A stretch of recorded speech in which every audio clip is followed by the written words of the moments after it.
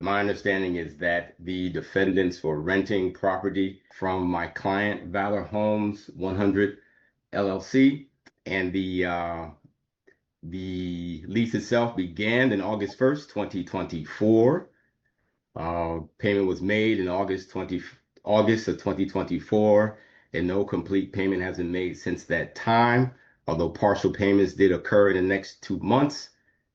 As of November 1st, 2024, no payment has been made towards the lease itself. 628 Crestmont Court. The current rent is at $2,300 a month, due each and every month since the date of execution of the lease. Um, I believe the defendants may have filed, they know, in fact, they did file for bankruptcy in 2025, January. And try to finesse their way to make sure that they can qualify for certain things and that they meet certain standards the same way they do with government assistance, right? They might quit their job so that they can get more benefits. Maybe somebody quits their job so that they can qualify for Chapter 7 as opposed to Chapter 13, right? All type of things that people try to do to be slick and stay within the rules. Funny enough, I did a video where I asked people, did they want me to review something about chapter bankruptcy stuff? This isn't this isn't it, right? I didn't watch this video before. I didn't know that this was going to be a part of it. So that will still probably be on its way in this coming week, the bankruptcy video. But let's get back into it. Y'all, if you could like the video, greatly appreciate it. Only takes a second and it actually helps out more than you know. And also if you could hype. there was a stay in the matter for a number of five months until April 29th, 2025, upon release of a mutual consent agreement signed by the parties with an order releasing my client and specifically allowing the plaintiff to continue in its eviction. That's when a representative from my client filed in the state court, because at that time, in July of 2025, the total outstanding amount was $26,050. To date, the defendants, who are still occupying the premises to my knowledge, owe a total of $41,358.42. Ooh. We are not They owe asking the almost court 50 for attorney's grand. fees or any other costs, but we're also asking that we get a judgment in that amount of $41,358.42, Wow. along with an express authorization that a writ of possession to be issued pursuant to OCGA 44755 for removal of the tenant and their personal property from the premises. Wow. They owe Who's almost speaking on 50 grand. behalf of you all, Brown or Moore? Can you hear us? Let me tell you something. Let me tell you something, man. Didn't I tell you they like to let it build up? Right? They like to let a lot of their debts build up. I wouldn't be surprised if they were like, okay, we're going to file bankruptcy. Let's go max out some credit cards too. Let me tell you something. She got her bonnet on in court. She got her bonnet on in court.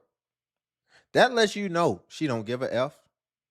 And what that lets me know is that you think she's going to be able to come up with $50,000 to pay these people back? You think she got that? Even if she didn't file bankruptcy, do you think they would have ever collected that money? Like, let's be real for a second. They're not going to get that money. The best they're going to be able to hope for is to be able to get that writ of possession and get the property back. By the way, the title of this video was that they've been living for free for 2 years. So it's been 2 years, apparently, allegedly. Yeah. Okay. Oh, So, okay. it's alleged that you owe a total of $41,358.42. That since the last payment made in October of 2024, that you have failed to make any payments. While you may have filed for bankruptcy, this client was released to pursue their eviction, and at this time, the total amount owed is $41,358.42. All right. So just so you know, the law in Georgia states that if you are in possession of a property, that the rent is owed and must be paid.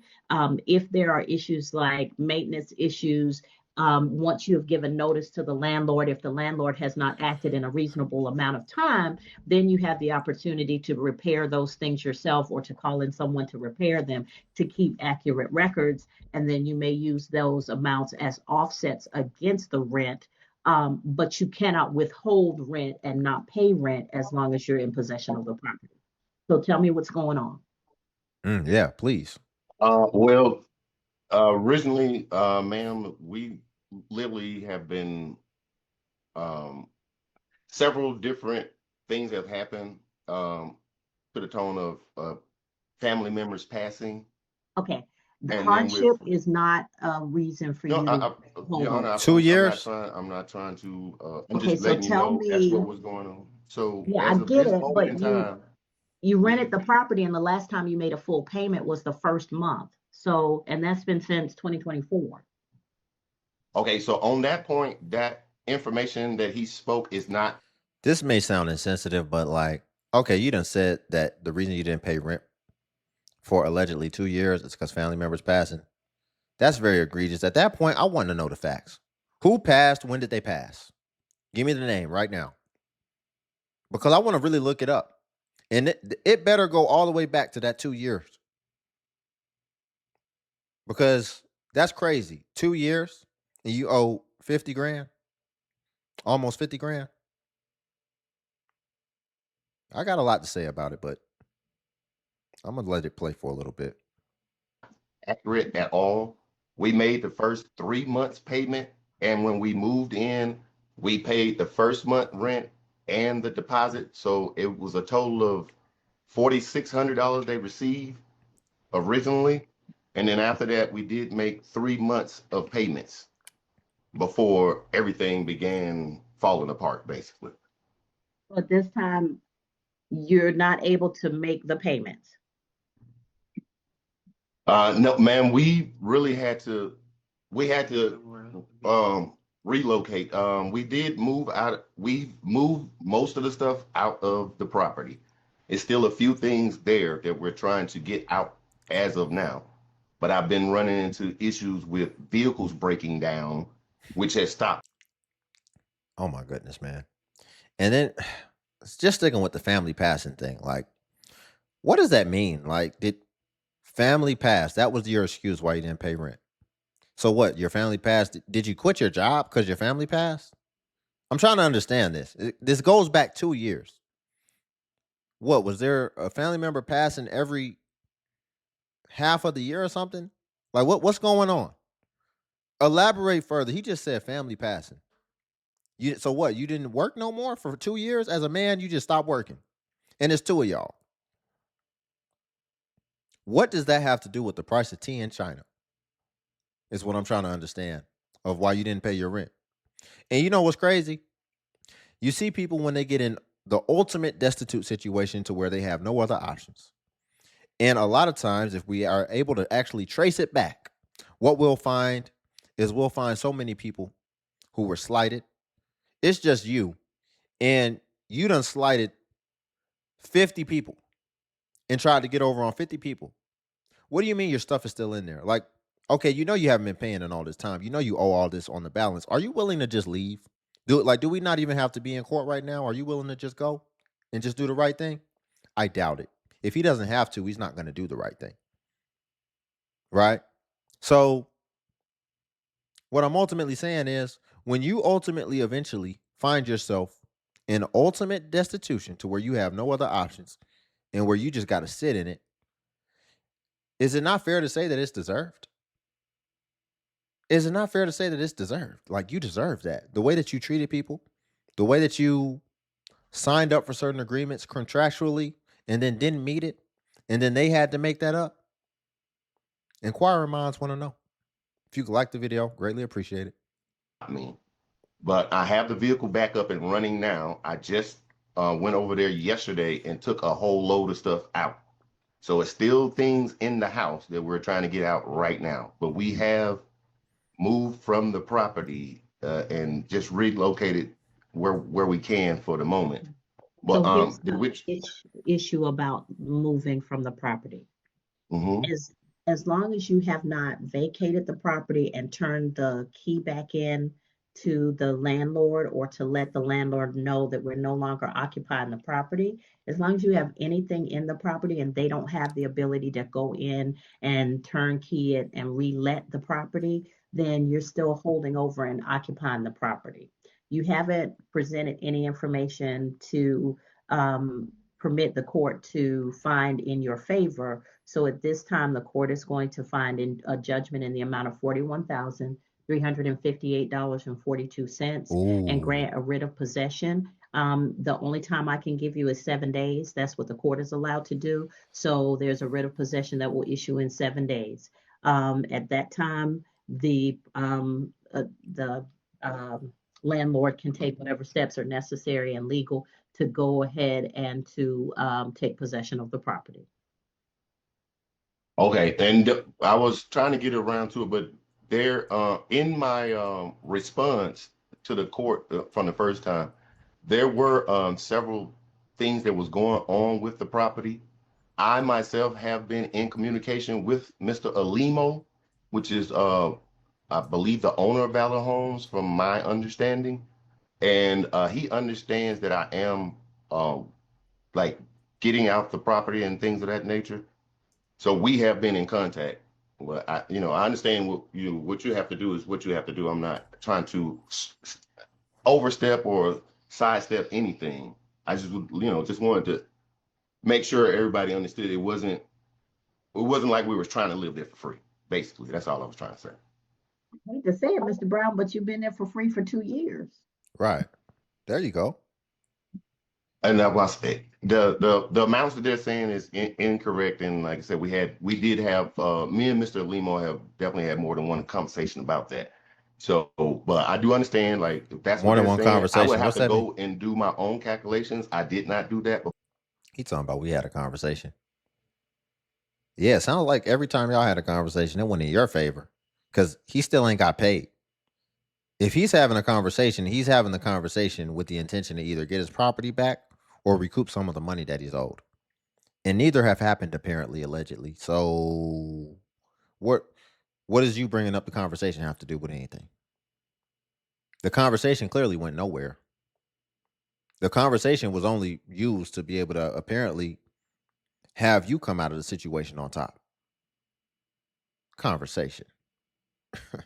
Yeah, that's pretty much all you good for is conversation. You're not good for taking action and getting things done and moving the needle. I don't want to.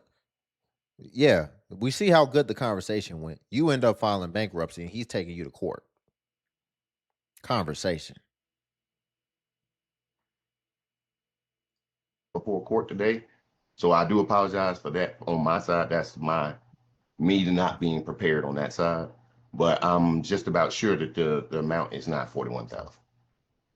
Really? All right. At this time, Mr. Humphreys, would you be willing to do the order and send that in to Ms. Powell, who's my staff attorney? I can't hear you. You're muted.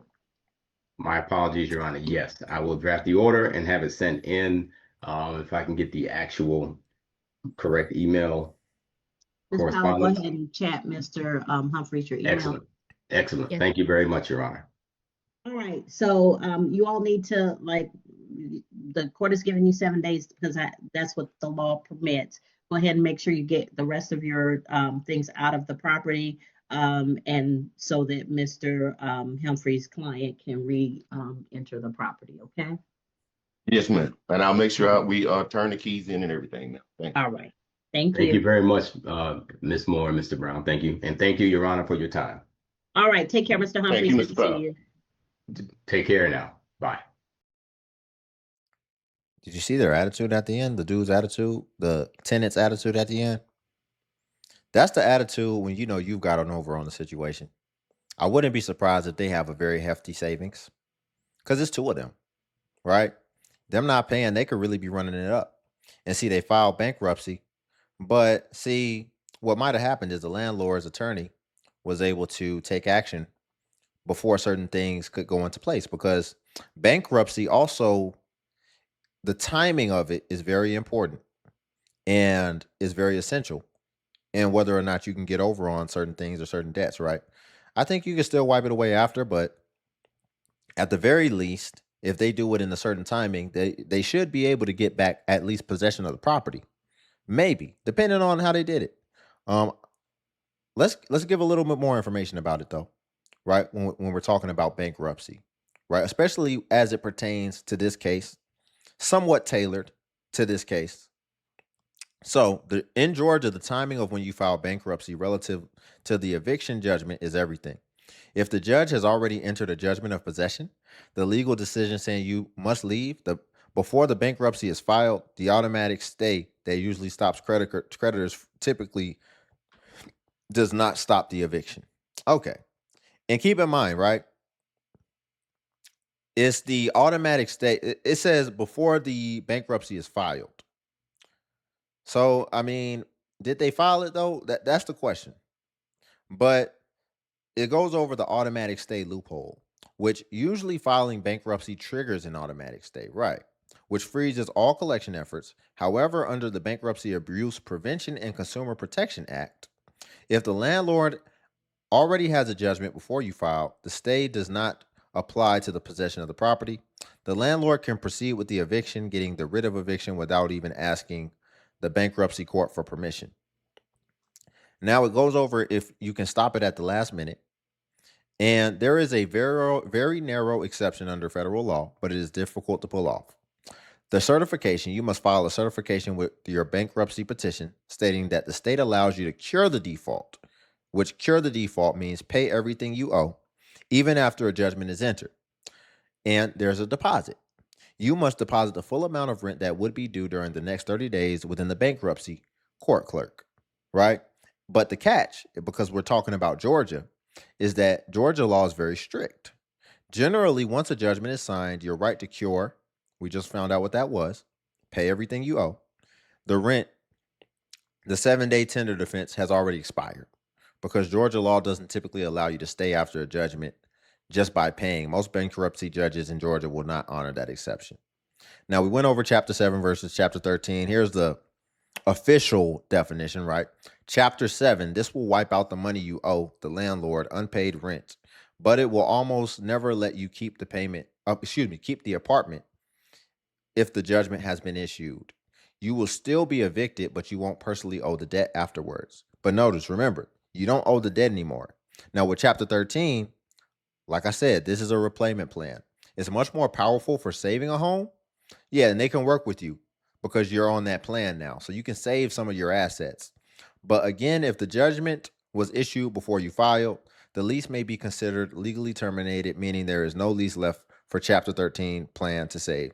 So, like, the only time that I can see the Chapter 13 being really good is, like, let's say if your house is about to get foreclosure on and you want to keep your house, right? That could be a good time to be able to save you some time while you're able to get some things in order, and then it'll put a more long payment plan on top of things to where you're able to maybe save an asset. But in these type of circumstances, it's only good to probably file Chapter 7 because then it wipes out everything. Because remember, this is still going to be on your record. You're going to have it on your record, on your credit, that you filed Chapter 7 bankruptcy or any type of bankruptcy. Even Chapter 13 holds the same weight as if you filed a Chapter 7, right? It still harms you the same way. So, and I'm not a financial advisor. I don't even know if that correlates into being a financial advisor. Just wanted to specify that. But it's still going to show on your record, which you have a bankruptcy on your record. That's going to make it hard for you to go rent somewhere else. That could be even worse than an eviction.